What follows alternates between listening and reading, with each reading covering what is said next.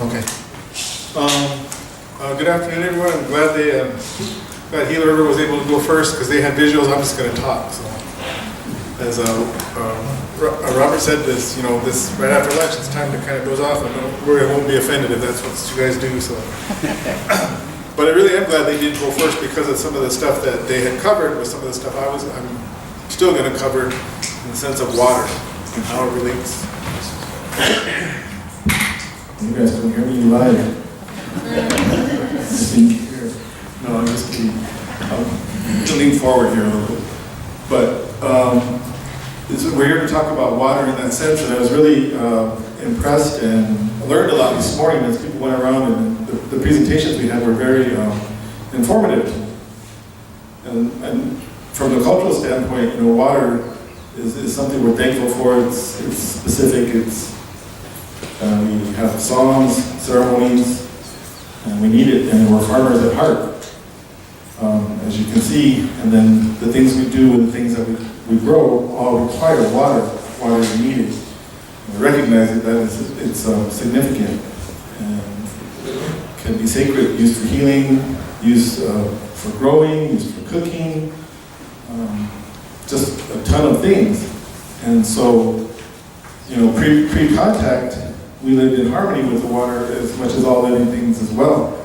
In the earlier presentations, you saw that how we need the animals, in a sense, too, to coexist as food, as things they do. I believe it was Anne Marie who mentioned in the Gila River that they built that, I don't know what it was called, but she said that's the work of beavers, but there's no longer beavers. So again, in those time frames, you relied on the animals, you relied on the rain, you relied on the earth, the water, and you used things in moderation. So in the sense that we didn't take things and overindulge or gorge, we knew it had to exist going forward. And again, then there was contact with European people coming this way and from the Spanish coming up from Mexico. And so they brought with them their ideas of what should happen here, their species, their foods, their plants, religion, a way of thinking. All those things came with it. And prior to that time, we grew all kinds of fields, had abundant food, both with animal and the insect, the rodent, and the water, and the traditional baskets. So in the sense of what they had showed, that's a tradition that's being lost. And it's being lost because the quality of water, even the fact that we don't have water, is a negative effect on the plants. So without the proper plants and without healthy plants, you can't make baskets. You can't continue to do these things. And what our office does in a real general sense is that we consult with agencies in the sense of our Aboriginal territory. So Phoenix Valley, all the way from Prescott this way is more often territory to the international border. And so when there's a federal agency or a federal tie, it's required by them to consult with the Indian tribes about how they're to treat things that they're going to do. And a lot of times, if it's a business or a mass-producing thing, it's a negative impact. And as much as we do consult with them and tell them we don't like it, we don't think it'll be good for the environment, won't be good for a lot of things, they're only required to consult. Doesn't mean they're required to listen. So with a lot of that, now it'll negatively impacts waterways, plants, and of course with subsurface, with native tribes and how we all believe. What an agency will focus on is one issue. Here's this issue, this is something we're kind of concerned about, but they don't look at the far-reaching effects. Well, if you negatively impact this issue, it's going to negatively impact another issue, and so on and so on. It's the ripple in the water. If you throw the rock in the water, it's a negative impact, and then it spreads out. It's not just where you hit the water. And that's the thing we try to tell them. If you do something negatively, it's going to lose. So we do a lot of consultation with the federal agencies. And so they'll say, we do have good stuff good material, good plants that you may want to come and harvest. And we recognize that and go ahead and come out. Well, it might be the top guy we're talking to, but that message doesn't get relayed down to the guy at the gate. So the guy at the gate either lets them in, or they get in somehow, or maybe they don't ask. They just go and they know because they've collected from these areas for years. And then somebody comes out and says, hey, what are you doing? You can't do that. You're destroying something. Yet we don't destroy anything. We harvest, we use. It's there for our use, but again, not to destroy. With that negative interaction, the cultural people will be made to feel that they did something wrong, that it was their fault. And when we bring that to their attention, they may apologize for it. But you know what, that person, the one who has the knowledge, the one who can do the weaving, the one that can do these things, they're not going to come back. They're not going to go back. They're not going to go try and do this. In fact, they may drop the art of what they're doing. So I live in this modern world, I can't get ahead with this, I can't continue this. Therefore, we've just lost a cultural teacher, an expert, as Robert was saying. We lost an expert because they were belittled, because they were made to feel inferior. And they don't bounce back from that. And more often than not, those apologies are half-hearted. They don't mean anything. And the agency takes almost no, will make, again, no improvement to that. And I remember they asked me one time, what's the problem with that? The problem is your agency person doesn't stay. The head guy might stay a couple of years, then he moves on. He gets shifted around. Well, his institutional knowledge with the tribes is not kept. So if he worked well with the tribes and he moves on, the next guy in has to reestablish that relationship, and more than likely that they won't, or it'll be different. What I also tell them, they're all governed by rules and regs, like just tons of rules and regs. And I appreciate the attorneys earlier were saying that, you know, there's more laws about the water than there is water to. There's so many rights that things have, but there's only a limited amount of water. So all these rights that these people have for this water, there's not even enough water to sustain those rights that they have. And I kind of see that. And so in the sense of water, we tell them that your agency is governed by the personality of the person at top. And that's true. If they don't want to work with the tribes, they kind of send it down to the different people, saying, we're just not going to work with them, we're kind of ignore them. Even though the regs are there, who's going to follow up on it? Who's going to bust us? Who's going to tell us we're wrong? So I tell them that there's, as far as their agency, there's still very good oversight. But with that, you know, traditionally, culturally, we're peaceful, we're able to get along with when the ethnographers came. They're saying, you know, these are peaceful people, they reached out to us, they fed us, they provided shelter, you know, because human being to human being, that's our thing, is our interaction. We see you struggling, you know, we're not thinking of the negative impact you can have to us. We're just like, there's somebody out here who needs help. Let's help them. That was part of the reason for growing that cash economy, that cash heavy stuff. And so, even when I learned a little bit more about water, recently in our community, all our agricultural lands are leased. There isn't any acreage on the community that is farmed by a tribal entity. It's all leased to the bigger farms.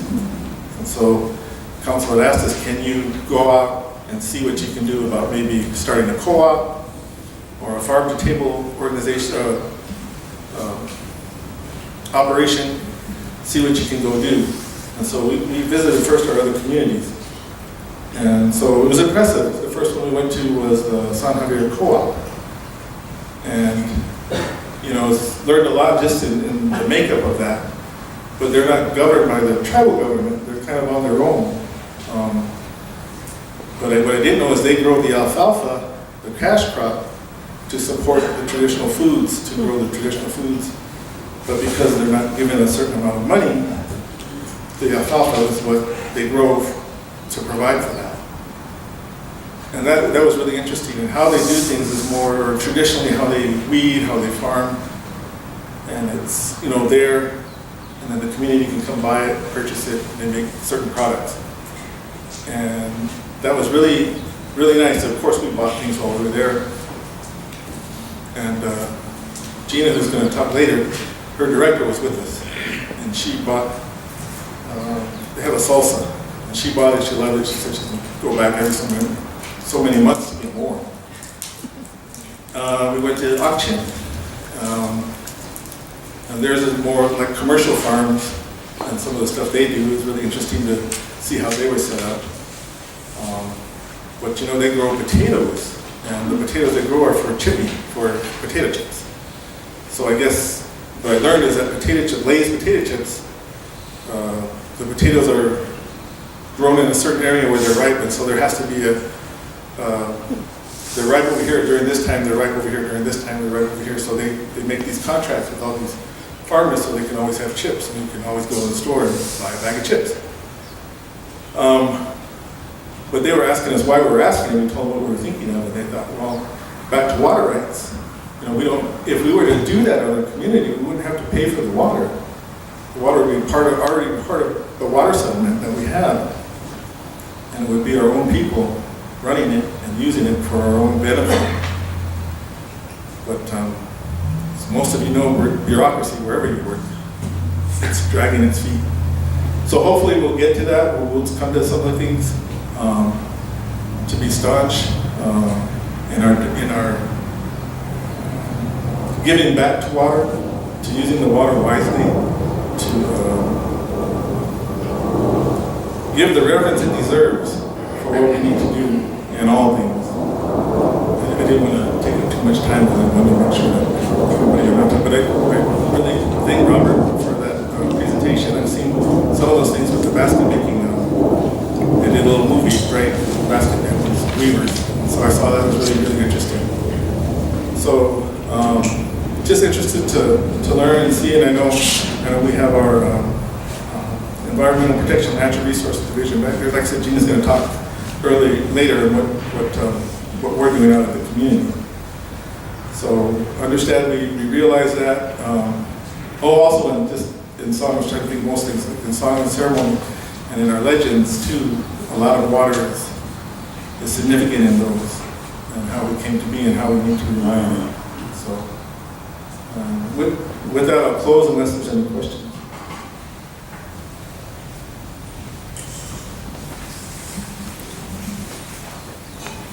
Thank you, Shane. Appreciate it.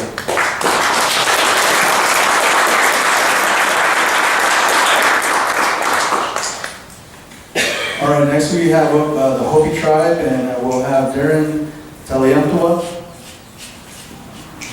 I got it.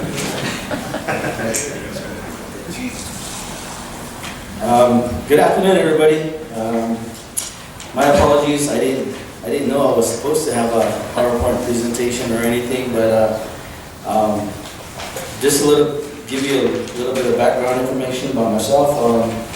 I've been with the program since 2002 when our program was established, and I was just sitting here and I just realized on March 26th, on Tuesday, our program actually turned 16 years old. And I was like, holy cow, I've been with the tribe going on almost 20 years now. So our program has been involved with a lot. Our program was originally established with a $10 million endowment fund that we received from the Hopi Navajo Land Settlement Act.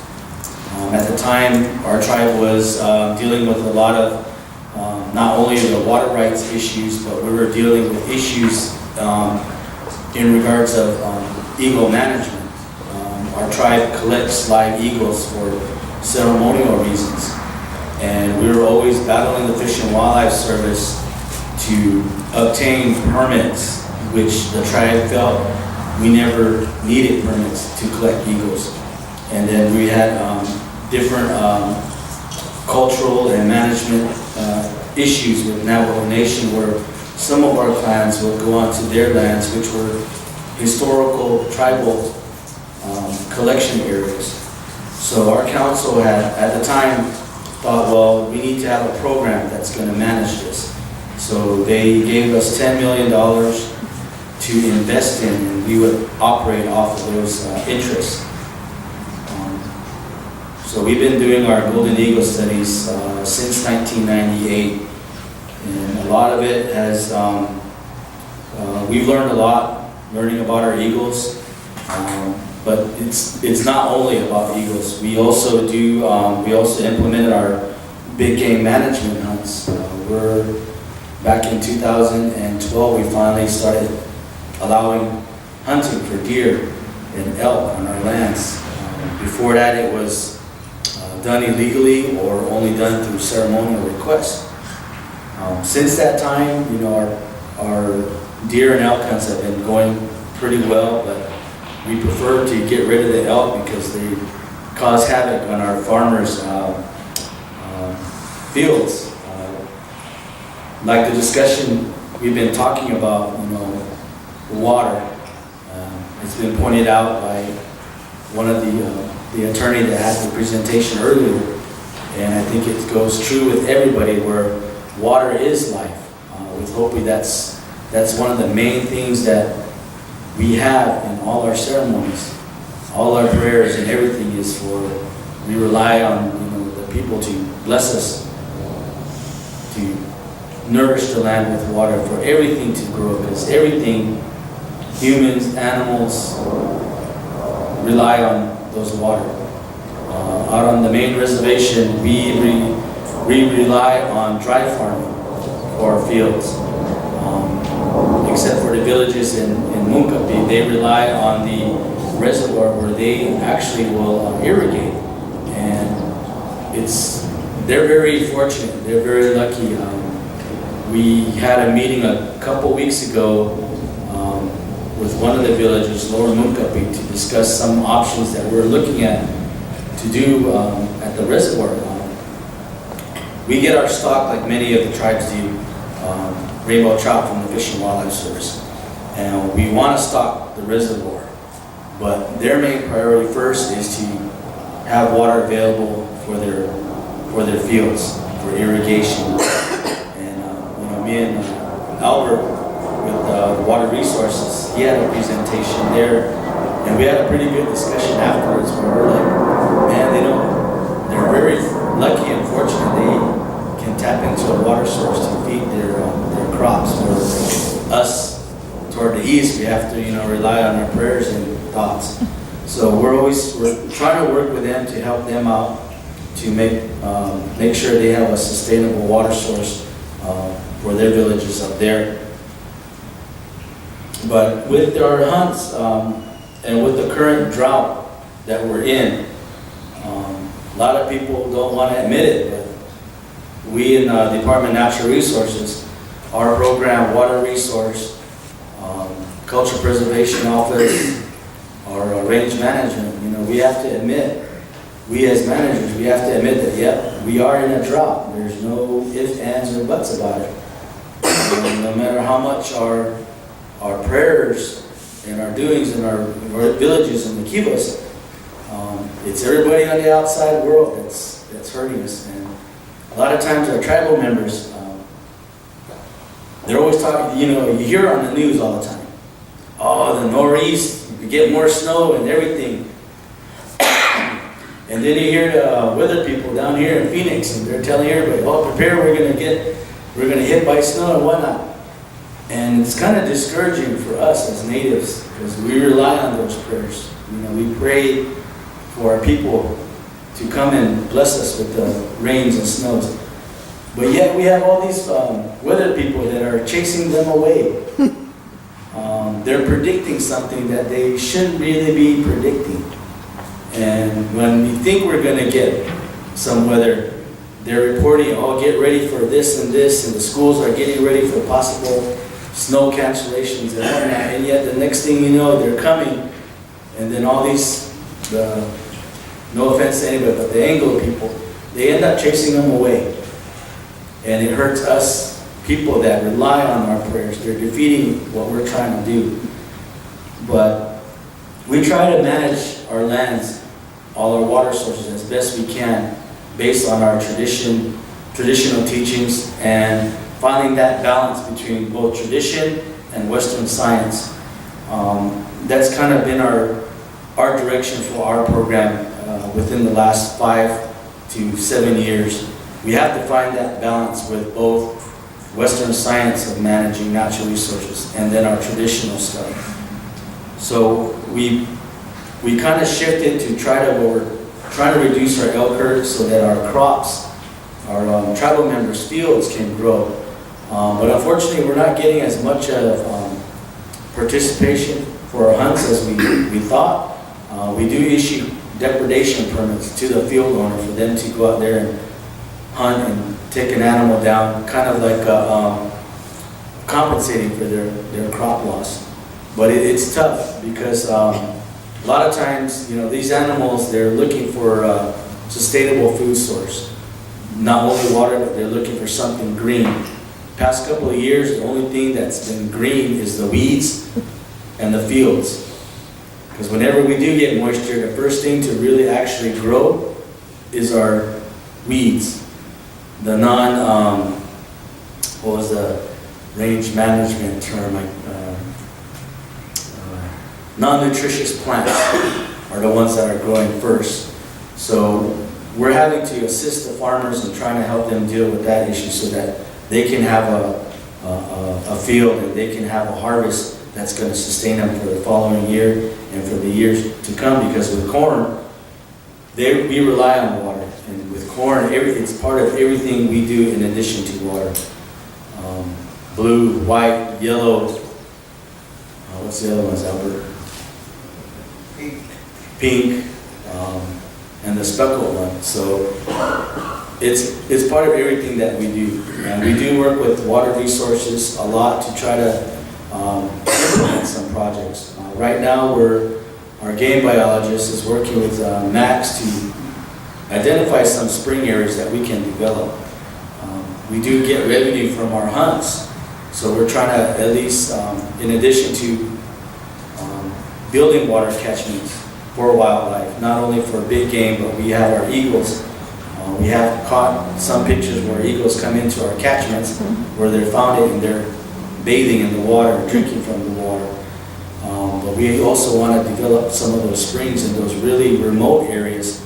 So we've been working with them, working within the Department of Natural Resources to implement some projects. We also, looking for funding for springs. I'm very curious to hear what Chris is going to have to say, because I'll be the first one to admit, working with any federal agency to get some grants, programs, it's just too much red tape for tribes. We're a sovereign nation, and they're making us go through all these hoops and hurdles to do stuff on our lands. We have to follow what they want us to follow, and it should be the other way around. Yes, we're getting federal money, but you know what? We're going to use that money for the best and for the best interest of the tribe. We shouldn't have to follow all the red tape. And I know some of you guys probably have tried, and it's like, what's the use of even applying? We've been trying to do a lot of different grants with water development, with NRCS, EQIP. When NRCS did have WIP, the Wildlife Habitat Improvement Program, it was one of the most painful experiences of my career.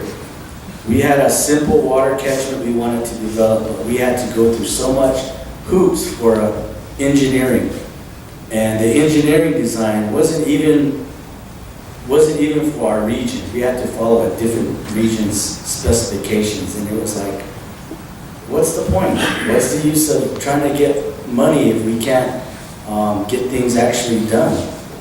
So we're trying to do our best on our own to provide watering sources for wildlife. Some of the areas we want to improve on, that would provide native vegetation for ceremonial stuff, it's the same thing. It's just too much federal red tape that we're having to go through to develop projects on sovereign land. And that's what blows my mind every time. And it's hard, you know, the feds, they want to do it, but then when it comes down to I guess it's the bean counters, the finance part, they're the ones that are the main hurdle that, well, you can't do this, you have to have this, you have to have this, and then you have to have this in place. And it's like, why do we need to have all that stuff? It's being developed on tribal lands. So it's been a hurdle, but we're trying to do our best and trying to help our springs and use some of that water to help our critters out there. We do have tribal members that are ranchers, and we do have Navajo families that ranch out there in other lands that are living on Hopi through the accommodation agreement. And a lot of them, I have to say that they're pretty learning about how to implement their own sustainable range management practices. They know when they need to sell off their herds, but then there's other individual tribal members that are set in their ways, and it's just a matter of trying to educate them that, you know, now with this drought, you got to sell off your young steers, because, you know, steers, they're going to consume a lot more feed than we're going to have feed out there. But we do have tribal members that are aware of it, and they're willing to work with the tribe, and they do recognize, you know, looking at the lands, but trying to find sustainable water for everything, not only for tribal members, for their livestock and for their fields, is very difficult. Once we get a little rainstorm, everybody thinks, oh, we'll be okay, but you got to remember, and we keep telling the tribal members that, look at your land. When the rains come, when the snow comes, see what starts growing first.